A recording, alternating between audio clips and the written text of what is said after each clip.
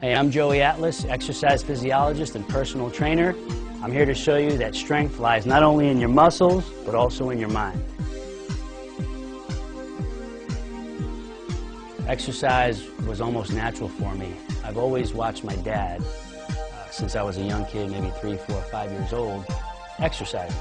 He did it in the house, he did it at the gyms. I would go along with him sometimes. So exercise to me was a natural way of life. And it's just simply something I wanted to do just by seeing what it can do for you. Technically started exercising when I was about 15. And from there it just grew into a full-time passion. And I went to college for exercise physiology and just made up my mind in college that I was going to make a business out of my passion, which is fitness, and help other people learn the right way to achieve results permanently.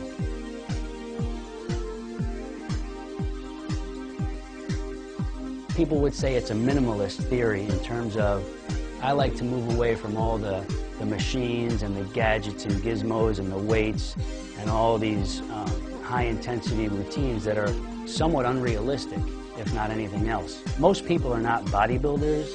Most people are not powerlifters. Most people are not female fitness competitors. And they don't have to train that way if they're not. The problem is most people see that and that's what they know and that's what they start doing. So when they try to get into these unrealistic programs that are not fitting for the average person, most of the time it ends up in them failing in some way, either getting hurt or just not being able to stick with it. What I like to teach is more of a realistic way to achieve even better results for the long haul.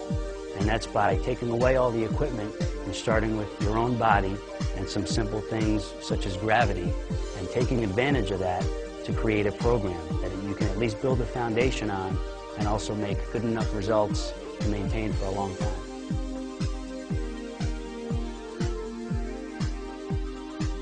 Successful program is one that educates the person as to what they should be doing and what they should be looking for long term for themselves. So in effect, you have to get rid of all these myths and misconceptions that they might have or that they've learned in the past, which is clouding what they think their success should be. So you have to re-educate, and then after you re-educate, then you lay the foundation for the new stuff that you're going to teach. And when they have a new picture of what success actually is and should be, then teaching them the program is that much easier, and they can see the end vision in mind as well, because it's a clear thought now.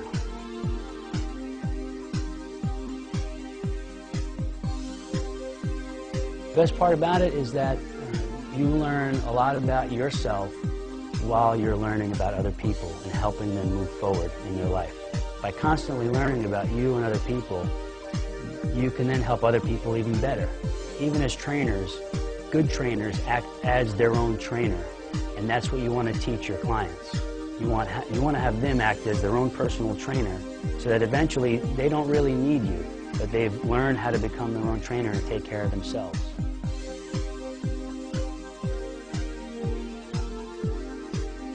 If you love what you do, then what better way to live than to have a career built around that?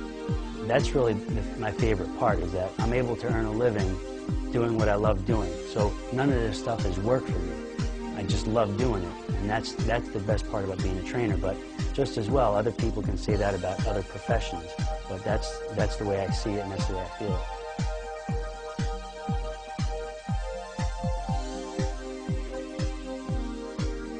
I would like them to see that, hey, this guy knows maybe a little bit or a lot more than most other people out there know in the field.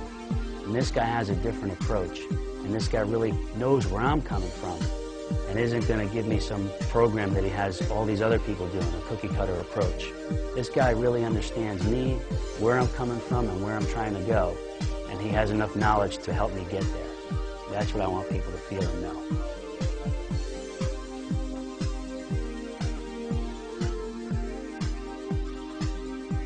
The real success stories are not so much the people that make these drastic physical changes. It's the people who make the psychological change and put their life into a different frame of reference, where fitness is just a component of that, and it doesn't rule their life, but it becomes more of a way of life that's conducive to everything else they do. It's natural. It's not something they don't see it as a challenge anymore, that they begrudgingly have to do every day, but it becomes something they embrace and love doing because of what it means to the rest of their life and the people around them. There are a lot of those success stories. Again, it's not just about somebody changing what they see in the mirror and changing their dress size or losing a lot of weight. That's part of it. The real success is when somebody has totally changed their mindset and made fitness just a natural way of living for them.